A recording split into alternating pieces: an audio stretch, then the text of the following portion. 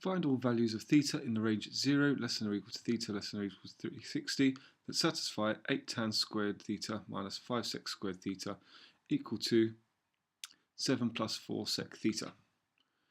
Okay, so looking at a trigonometry question here, solving a quadratic involving trigonometric expressions. When I look through this equation, the most important term that I identify in this is this first order sec term. I have no substitutions for the first order sec term, so I know that I'm going to have to use some sort of substitution to make this entire quadratic in terms of sec rather than tan. So what I'm going to use is I'm going to use the substitution tan squared theta plus 1 is equal to sec squared theta. And so if I rearrange this, I can say tan squared theta equals sec squared theta minus 1. So substituting this into my equation, I get 8 sec squared theta minus 1 minus 5 sec squared theta. I know on this equation that I'm going to get all my sec squareds on the left hand side, so what I'm going to do is I'm also going to subtract 7 from both sides of this equation, and I'm going to subtract 4 sec theta from both sides of the equation, so I get a quadratic equal to 0. So I get minus 4 sec theta minus 7 is equal to 0. Tidying up, I get 8 sec squared theta minus 5 sec squared theta gives me 3 sec squared theta. I then get minus 4 sec theta, and so then I get 8 times minus 1 is minus 1, minus 7, so I get an answer of minus 8 minus 7, which is minus 15, equal to 0. Okay, so factorising this, factors of 45 that have a difference of 4 are 9 and 5. So just rewriting this, 3 sec squared theta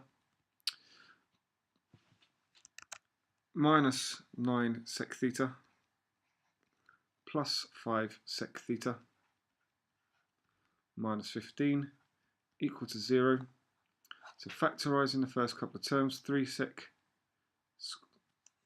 theta can come out as a common factor, and inside I get left with sec theta minus 3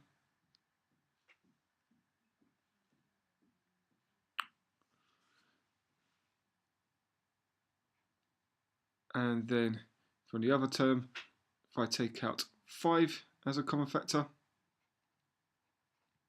I get sec theta minus 3 again equal to 0. And so factorising, taking sec theta as a common factor, sec theta minus 3 as a common factor, out, I get left with 3 sec theta plus 5 is equal to 0. At this point, what we know is that sec theta is equal to 3, or taking the reciprocal of both sides, so this is the same as 1 over cos theta equals 3. So taking the reciprocal, I get cos theta equals 1/3. And so I can find here, when I evaluate cos theta equals to 1/3, I get an answer of 70.5 degrees.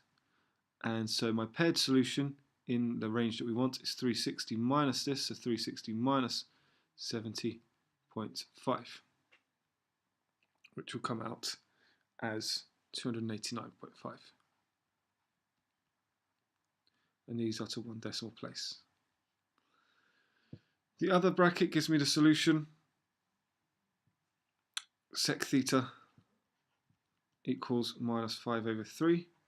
So I'm not going to write out this step here, but I'm just going to take the reciprocal of both sides, so I get cos theta equals to minus 3/5.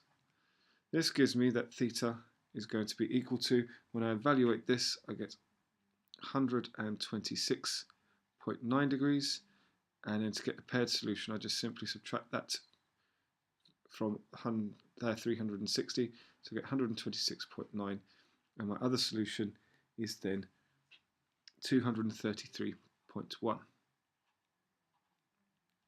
degrees. And again, these are to one decimal place. So just finally making it clear, listing my answer so that it's clear what they've been given. I've got 70.5, 126.9, and I'm just doing it in numerical order. It doesn't necessarily need to be in numerical order, just like being organised. So then finally 289.5, and there are all our solutions in the range 0 less than theta less than 360 degrees. Okay, so how are the marks awarded in this question? Well, what we get is a method mark for the correct substitution at this stage here of sec squared theta minus 1 in for tan squared. Okay, so we then get a method mark if you get down to the factorised form of this here. Really, you just need to show somehow that you've tried to expand and collect terms and then factorise. Okay.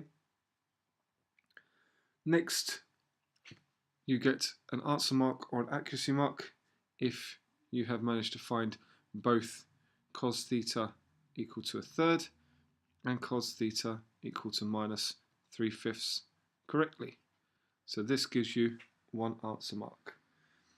At this stage, you get 3 B1 marks, standalone marks, if you have got these 4 solutions. If you have any additional solutions, you must subtract 1 mark